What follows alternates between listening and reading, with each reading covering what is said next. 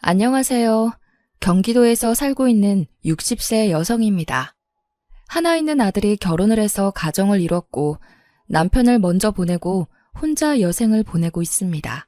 이제부터 제 2의 인생이 시작된 거죠. 제 친구들은 자식들이 가정을 꾸리면 자유의 몸이 된 것이나 다름없으니 앞으로 뭘 할지 생각해 놓으라고 했습니다. 아들을 키우면서 아둥바둥 살다가 혼자가 되니 마음이 허전해지기도 하네요. 친구들 말대로 뭘 해야 할까 고민하던 와중이었습니다.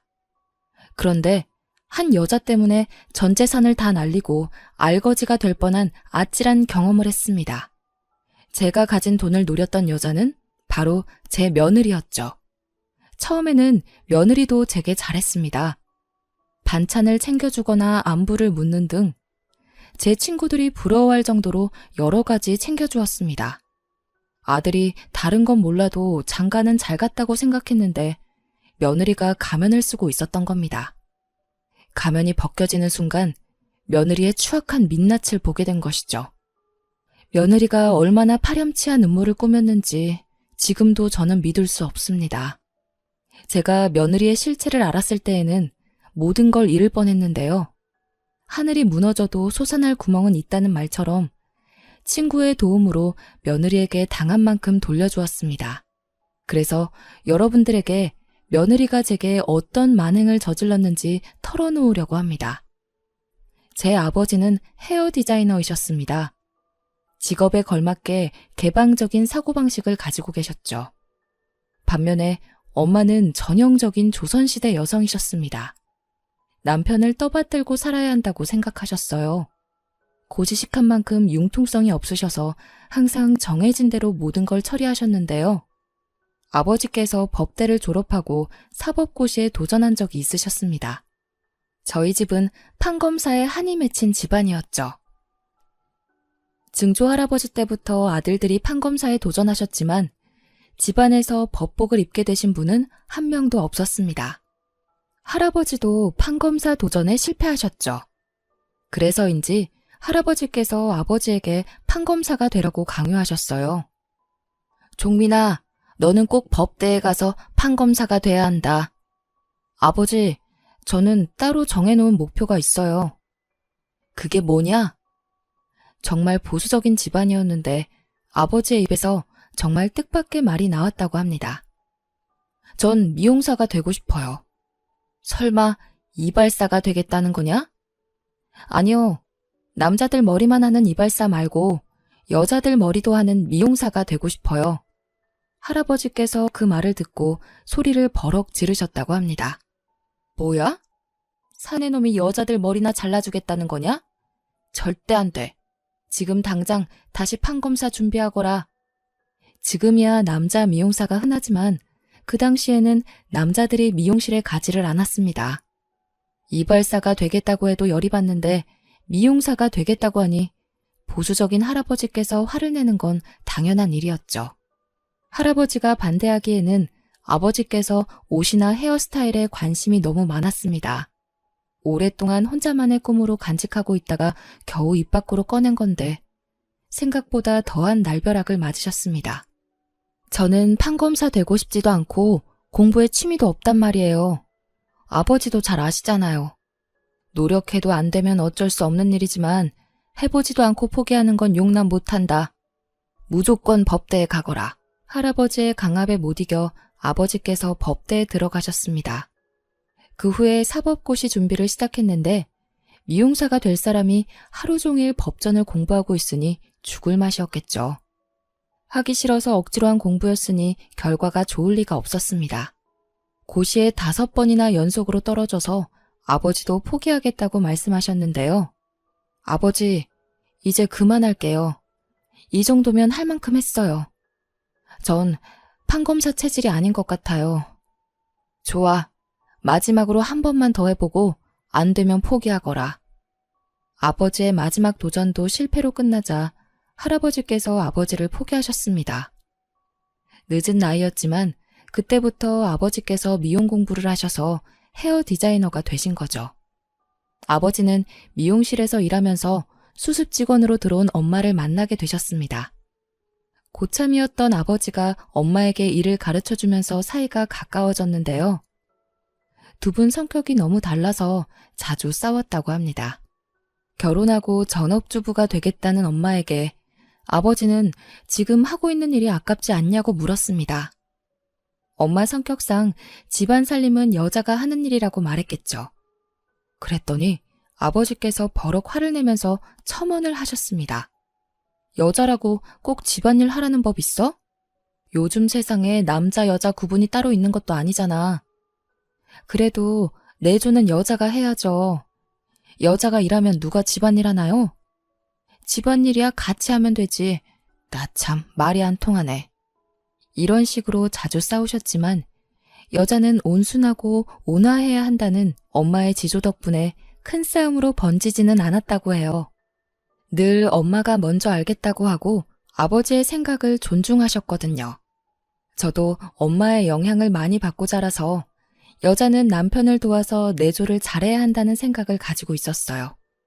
그렇게 교육받고 대학에 들어가니 다른 친구들이 여러 남자들과 자유롭게 만나면서 연애하는 걸 이해하지 못했죠. 아무리 썸이라고 해도 여러 명 만나는 건 좀 아니지 않아? 사귀는 것도 아닌데 뭐 어때? 남자는 여러 명 만나보면서 선택하는 게 제일 좋아. 그래, 어차피 남자들도 그렇게 만나고 있을걸? 괜히 한 명만 썸 타면서 기다리고 있다가 그 남자가 딴 여자한테 가버리면 어떡해. 친구들이 이런 식으로 여러 남자와 썸을 타고 연애를 하더니 또 쉽게 헤어지더라고요. 썸이라고 해놓고 양다리도 모자라서 동시에 세 다리도 걸치면서 연애하는 친구도 있었습니다. 그런데 그 친구가 저보고 남자친구 있냐고 물어보는 거 있죠? 세희야, 너 남자친구 있어? 아직 없지? 응, 난 연애에 별로 관심이 없어서. 야, 너 그러다 나중에 결혼은 어떻게 하려고 그래? 남자도 많이 만나봐야지 아는 거야. 아니야, 나는 남자 관심 없어. 딴 이야기 하자. 하긴 우리 친척 언니도 독실한 크리스천이라 남자친구 한 번 안 사귀었는데 결혼 진짜 잘했더라. 의사랑 결혼해서 잘 먹고 잘 살고 있잖아. 헐, 진짜? 친척 언니가 진짜 예쁜가 보다. 엄청 예쁘지. 언니 집에 놀러 갔는데 너무 부럽더라. 역시 결혼은 능력 있는 남자랑 해야 하나 봐. 맞아. 잘생긴 놈이랑 결혼해봤자 하나도 소용없대. 역시 돈이 최고인가 봐. 그래서 나는 돈 많은 놈이랑 결혼하려고. 엄청 못생겼어도? 당연하지. 남자는 돈 아니야? 친구들이 이런 식으로 낄낄거리면서 웃고 떠들길래 제가 정색을 하면서 말하였죠. 좋아하지도 않는데 돈 많은 남자랑 결혼하려고? 그럼 당연하지. 좋아하는 것도 잠시야. 어차피 결혼 1년 차 넘어가면 콩깍지 다 벗겨진대. 아무리 그래도 사랑하지도 않는 사람하고 어떻게 평생을 같이 살아. 아, 그러니까 네가 연애를 못하는 거야. 남편이 아니라 돈을 사랑하면 평생 살 수 있어. 어우, 야, 그거 명언하다 얘. 친구들이 어이없는 말을 주고받으면서 웃길래 그냥 입을 다물어 버렸습니다. 말로만 그러는 줄 알았는데 실제로 친구들이 잘생긴 남자들과 연애하더니 결혼은 조건 좋은 남자들이랑 했습니다. 제 생각이랑 너무 달라서 이 친구들하고 오래가지 못했죠. 저는 한 번 연애하면 이 남자랑 끝까지 가야 한다고 생각하는 순정파였거든요. 친구들의 성화에 못 이겨 몇 번 소개팅하긴 했지만 마음에 드는 상대가 없었습니다. 친구들은 저를 모태솔로라고 놀려댔지만 필이 팍 꽂히는 남자를 만나기 전에는 연애를 함부로 할 생각이 없었는데요.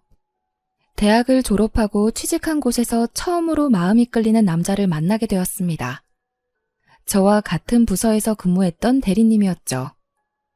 키가 크고 잘생긴 것도 아니었습니다. 단지 성실해서 눈길이 갔는데요. 일밖에 모르는 사람이라서 가장 먼저 출근해서 가장 늦게 퇴근했거든요.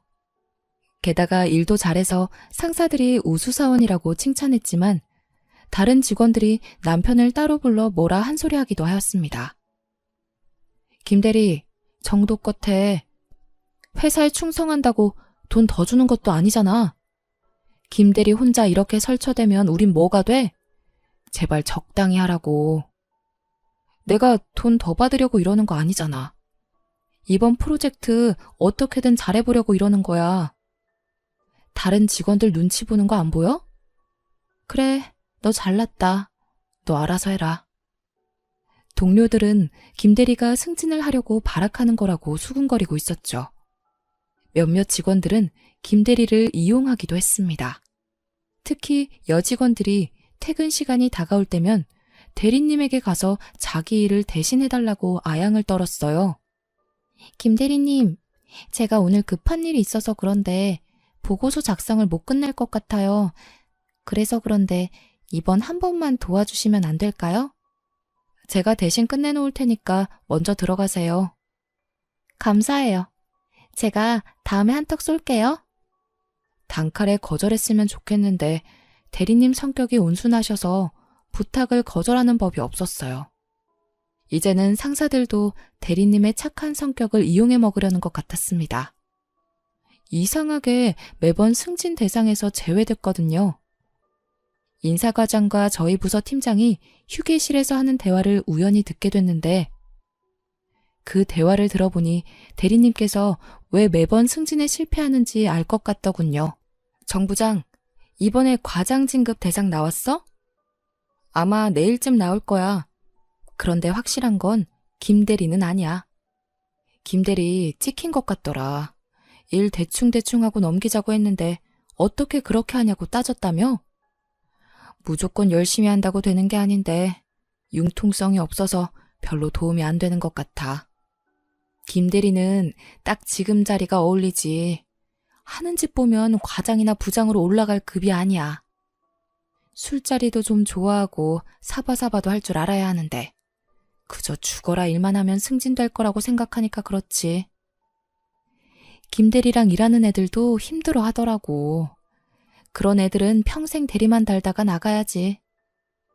상사들은 회사의 감시를 피해서 이익을 챙기고 싶어 했거든요. 눈치 빠르고 융통성 있는 직원을 곁에 두고 싶어 했는데 김대리는 전혀 그런 스타일이 아니었던 거죠. 그런 사실을 알게 된 저는 김대리가 안타까워했습니다. 그래서 김대리에게 충고를 해주었죠. 대리님, 요즘 소문이 너무 안 좋더라고요. 일 잘하시는 거 알고 있는데 너무 빡세게 일하셔서 같이 일하는 분들이 힘들어하는 것 같아요. 이번에 맡은 프로젝트가 장기 프로젝트인데 정말 잘하고 싶어서 그래요. 이것만 마치고 페이스 조절하겠습니다. 사실 대리님, 부장님이랑 과장님이 하시는 말씀 들었는데 대리님 이야기를 하시더라고요. 일만 너무 많이 하고 아부를 안 떨어서 마음에 안 들어 하시는 것 같아요. 알고 있었어요. 그런데 제가 비위 맞춰드린다고 좋아하실까요? 어차피 그러려고 노력해봤자 잘 안 될 거예요. 저는 일 열심히 하는 편이 편합니다. 저는 대리님의 답변을 듣고 다시 한번 반하게 되었죠. 게다가 몇 달 뒤에 제가 김대리의 도움을 받는 일이 생겼습니다. 팀장님이 갑자기 저를 부르더니 신규 사업을 추진해보라고 하셨습니다. 내가 정세희 씨를 특별히 좋게 생각해서 추천해봤어. 제대로 된 성과 나오면 인사고과에 반영시켜서 대리로 진급시켜줄게. 팀장님께서 기획안을 써오라고 한 날부터 야근하면서 문서 작성에 매달렸습니다. 보름이 넘도록 현장에 나가서 자료를 모으고 분석했는데요. 이제 임원들 앞에서 기획서를 발표해야 하는데 기획서를 완성시키지 못한 거예요. 아직 경험이 부족한 제게는 어려운 일이었습니다. 그때 대리님이 구세주처럼 등장한 것이죠. 세희 씨, 뭐 때문에 이렇게 힘들어하세요? 제가 좀 도와드릴까요? 아, 네. 데이터는 다 모았는데 사업 전망에 대해 어떻게 잡아야 할지 막막하네요. 어디 한번 봐요. 대리님이 제가 만들어 놓은 문서를 꼼꼼하게 확인하더니 문제점을 찾아내서 수정하는 작업을 도와주셨습니다. 자기 업무까지 제쳐두고 일주일 동안 제 일에 매달리셨죠. 덕분에 제가 봐도 완벽한 기획서가 완성되었습니다. 예상했던 대로 기획안 발표도 대성공이었는데요. 팀장님께서 약속한 대로 인사국과에 반영해 주신다고 하더라고요. 그래서 제가 대리님 이야기를 꺼냈습니다. 팀장님, 사실 이번 기획서는 김 대리님 도움을 많이 받았습니다. 그러니 인사고과에 대리님 실적으로 올려주세요. 그래? 김 대리가 일을 이렇게 잘했어? 세희 씨가 그렇다면 당연히 그렇게 해야지. 우선 김 대리 불러봐. 제가 대리님한테 가서 자초지종을 설명하니까 깜짝 놀라셨습니다. 바로 팀장님께 가서 자기가 한 게 아니라고 하더라고요. 팀장님, 세희 씨가 너무 겸손하게 말씀하셔서 오해를 하신 것 같습니다. 전 그냥 검토만 해줬고 세희 씨가 혼자서 한 기획안입니다. 아니, 대리님께서... 세희 씨, 일단 나 좀 볼까요? 대리님께서 저를 따로 불러서 제가 한 거라고 단정 짓더군요. 저는 너무 감사해서 승진할 수 없다고 했지만 대리님께서 끝까지 제가 잘한 거라고 하셨습니다. 그래서 결국 대리로 승진할 수 있게 되었는데요. 그때부터 대리님을 좋아하는 마음이 깊어지게 되었습니다. 혼자서 짝사랑하다가 음료수와 함께 식사 대접을 하고 싶다는 쪽지로 고백하였죠. 저는 승진할 수 있게 도와주신 일이 아직도 생각난다는 핑계로 대리님과 개인적으로 식사를 하고 연락을 했습니다. 그날을 계기로 몇 번의 데이트를 반복하다가 1년의 교제 끝에 결혼을 하게 되었습니다. 결혼 후 맞벌이를 하면서 20년 만에 내 집 마련의 꿈을 이루기도 했는데요.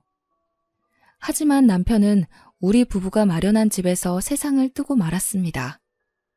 간암으로 허망하게 세상을 뜨고 말아서 몇 년을 슬퍼했죠. 평생 일만 하다가 몸이 고장난 것도 모르고 간암에 걸린 것이었습니다. 손 쓸 수 없이 커진 통증 때문에 병원에 갔는데 이미 치료 시기를 한참 놓친 뒤였습니다. 의사가 손을 쓸 방법이 없다고 하는 바람에 집에서 요양하며 시한부 인생을 보냈죠. 남편을 보낸 뒤에는 아들에게 의지하면서 살았습니다. 어릴 때부터 수학과 과학을 좋아했던 아들이 공대에 들어갔고 공대를 졸업한 뒤 자동차 회사의 기술연구소 연구원으로 들어가게 되었어요. 저희 아들은 아버지의 영향을 받아서 그런지 참 성실했습니다. 여자 만나는데 시간을 쓰지 않고 오직 일만 했죠. 그래서 제가 연애라도 해보라고 권유하기도 하였습니다.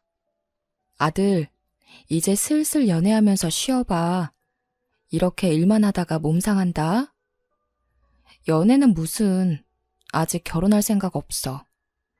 일단 자리 잡고 가정 꾸릴 수 있으면 연애 생각도 그때 해볼 거야. 아들 나이가 30이 넘어가고 있는데 연애 한 번 안 해본 것 같더라고요. 그래서 제가 결혼은 언제 할 거냐고 재촉했습니다. 그럴 때마다 아들은 늘 아직 멀었다고만 대답했죠.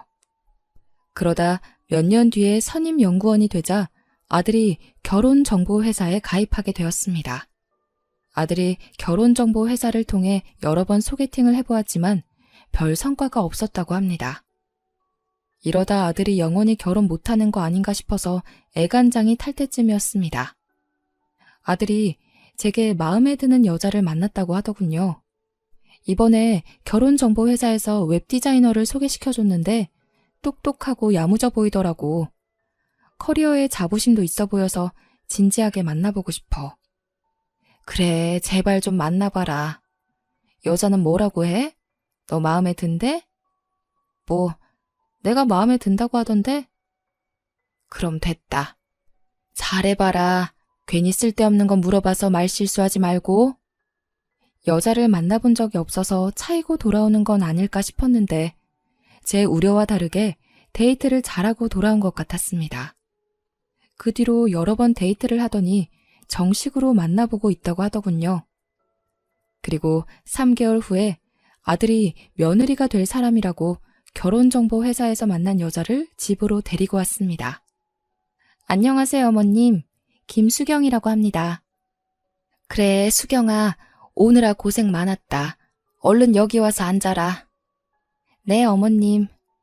오빠한테 살림 잘한다고 들었는데 집이 진짜 깔끔하네요. 제가 어머님께 배워야겠어요.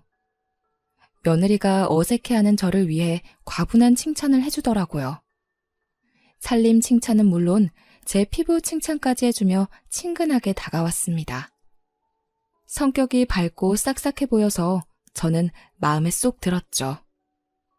아들 녀석도 제가 좋아하는 모습을 보았는지 며느리가 간 뒤에 어떤 것 같냐고 묻더군요.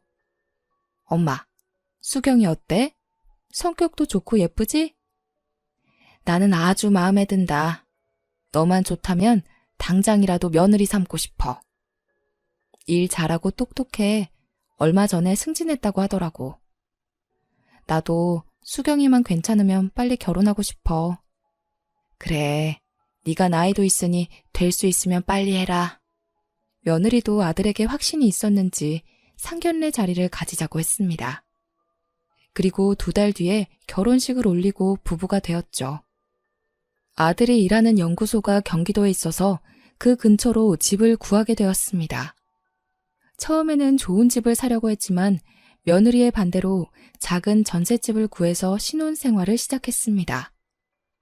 좋은 아파트 놔두고 왜 그 집으로 이사 가냐고 물었더니 며느리가 경기도가 아니라 서울에서 살고 싶다고 하더군요. 저는 며느리 회사가 서울에 있어서 그런 거라고 생각했습니다.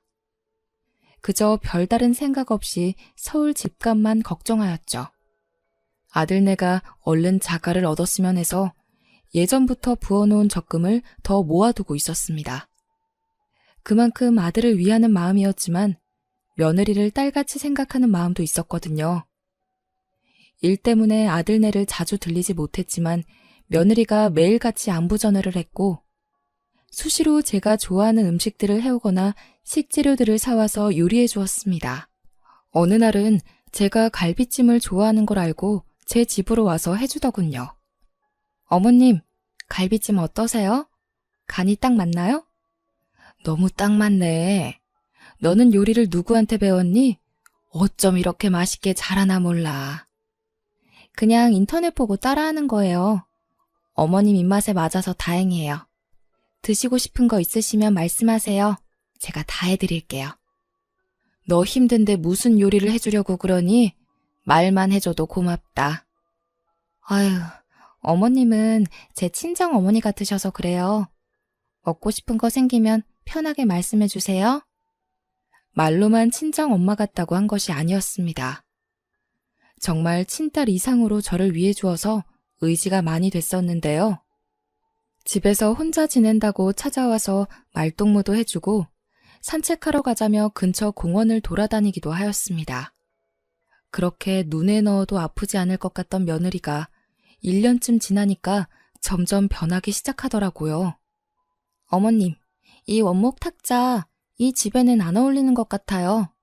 혼자 사시는데 크기가 너무 크지 않나요? 좀 크긴 한데 이게 있으니까 예뻐 보이더라고.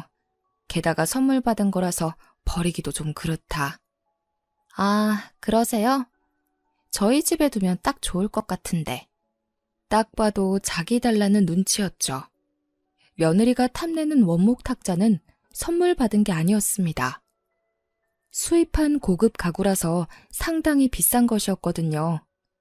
제가 아끼는 녀석이라서 주기가 좀 그랬습니다. 그런데 며느리는 집에 올 때마다 탁자 이야기를 하며 눈을 떼지 못하더군요.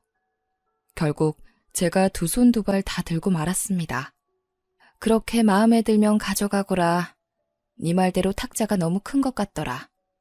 어머, 정말이세요? 고맙습니다, 어머님. 제가 작은 걸로 사드릴게요.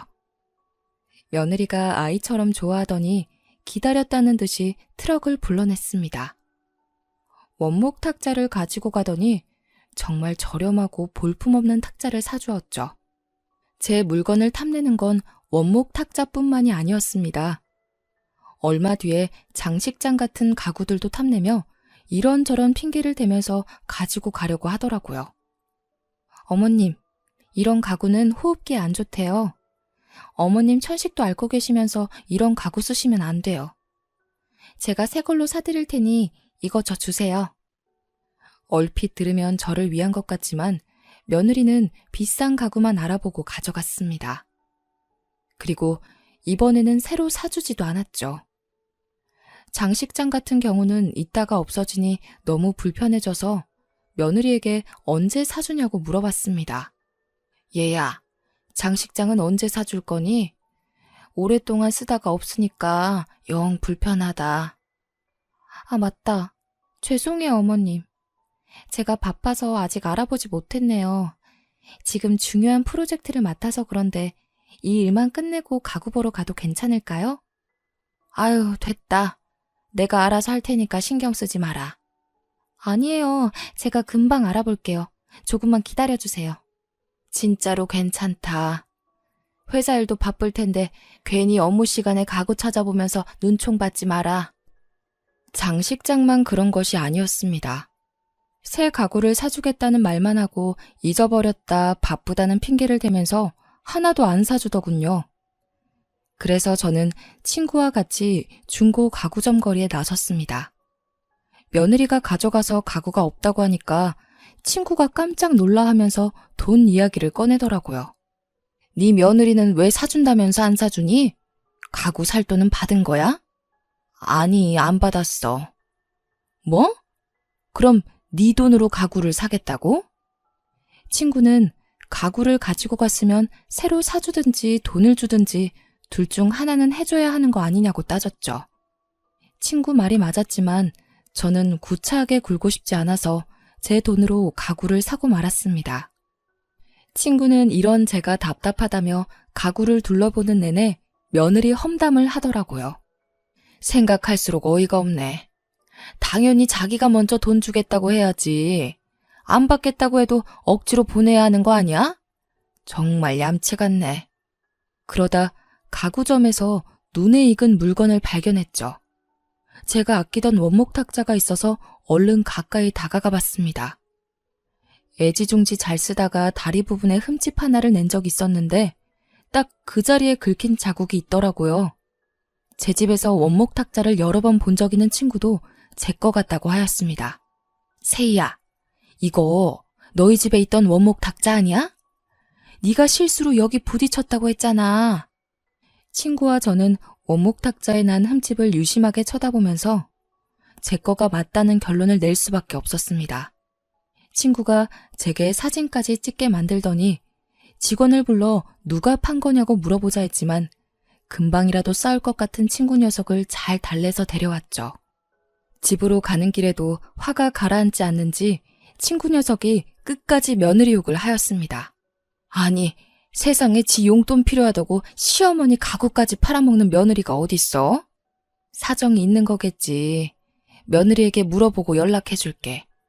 우리 수경이가 그럴 애가 아니야. 저는 끝까지 며느리를 감싸며 오해하지 않으려고 노력했습니다. 며칠 뒤에 며느리가 집에 올 때까지 기다렸죠. 드디어 며느리가 오자 가구점에서 찍어온 사진을 보여주었습니다. 내가 얼마 전에 중고 가구점에 다녀왔는데 너 이 탁자는 왜 판 거니? 중고 가구점 다녀오셨어요?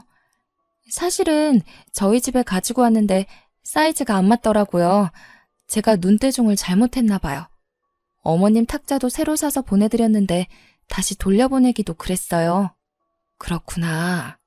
그럼 탁자 판돈은 줘야 하지 않을까? 아, 맞다. 뭔가 허전하다 했는데 돈을 안 드렸네요. 죄송해요. 제가 이따가 붙일게요. 며느리가 말은 이렇게 했지만 며칠이 지나도 돈을 주지 않았어요. 괘씸했지만 얼마 되지도 않는 돈을 달라고 재촉하기 싫었습니다. 그 뒤로도 며느리는 마음에 드는 게 있으면 가지고 갔습니다. 제가 마음먹고 산 양털 자켓이나 가죽 장갑 등을 탐내기도 했죠. 그리고 쥐꼬리만한 돈을 주면서 생색을 냈습니다. 며느리가 하는 짓이 점점 얄미워졌지만 속 좁은 시어머니란 소리를 듣고 싶지 않아서 아무 말도 하지 않았습니다. 딸 같은 며느리에게 선물 준 거라고 생각했는데요. 제 생일이 되자 며느리가 정말 황당한 이야기를 꺼냈습니다. 같이 식사하는 자리에서 며느리가 갑자기 집문서를 주는 거 있죠? 저는 집 문서를 받다가 아들 녀석을 쳐다보고 또 며느리를 쳐다보았습니다. 도대체 이게 뭐냐? 집 문서예요. 이제 어머님 나이도 있으니까 서울보다는 공기 좋은 시골에서 사시는 게 좋을 것 같아서요. 제가 거금 들여서 전원주택 하나 장만했어요. 아니, 세상에, 네가 무슨 돈이 있다고 전원주택을 샀니? 그 말 한마디에 그동안 쌓인 불만이 사르륵 녹아내리더라고요. 제가 감동받은 눈빛으로 며느리를 쳐다보니까 조건을 하나 내걸었습니다. 대신 어머님 사시는 집은 저한테 주세요. 전원주택으로 이사 가시면 서울 집은 필요 없잖아요? 맞아. 수경이가 그러는데 회사나 너무 멀어서 힘들대. 나도 서울로 발령 날 것 같으니까 엄마가 이사 가주라. 가서 푹 쉬면 건강도 좋아질 거 아냐. 뭐라고? 우리 아들까지 며느리 편을 들 줄 몰랐습니다.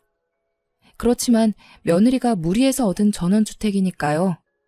아무리 서울 집값이 비싸도 전원주택이 더 비싸지 않을까 고민하다가 아들 녀석이 대답을 재촉하는 바람에 그렇게 하자고 했습니다. 지금 생각하면 정말 바보 같은 짓이었죠. 전원주택이 있다는 양평으로 가보니 욕짓거리가 절로 나왔습니다. 며느리가 사놓은 전원주택은 다 쓰러져가는 낡은 한옥이었거든요. 게다가 방치된 지 오래돼서 허물어지기 일보 직전이었습니다. 잘못 찾아온 건 아닌지 주소와 번지수를 몇 번이나 확인했지만 며느리가 사준 전원주택이 맞았습니다.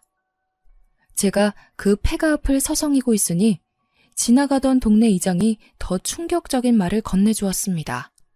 아이고, 이 집에서 사시려고? 수리비 엄청 들 거야. 하기사 공짜로 얻은 집이니까 수리비 정도는 감당해야겠네. 네? 공짜로 얻었다고요? 모르셨구나. 집주인이 거의 거저내놨어.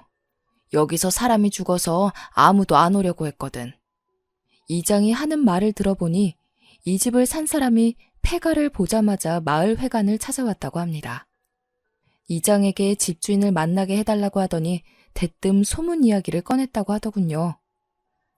여기서 사람이 죽지 않았냐고 거저달라고 우기길래 기억하고 있었다고 합니다.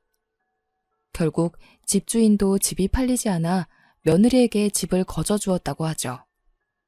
그러면서 집주인이 마을 이장에게 이 말까지 했다고 합니다.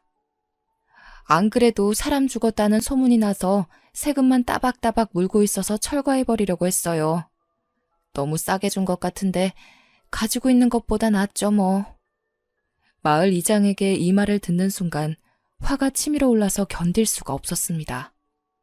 이런 폐가를 거금 들여서 산 전원주택이라고 속이다뇨. 게다가 제 집까지 빼앗아서 이성을 잃고 말았습니다. 바로 서울로 올라가서 며느리에게 따지고 싶었지만 며느리가 연락을 받지 않았습니다. 아들 녀석도 마찬가지였죠. 집으로 찾아갔더니 여행을 갔는지 초인종을 눌러도 조용하더군요. 그래서 저는 어차피 팔리지도 않을 테니 폐가부터 수리하기로 했습니다.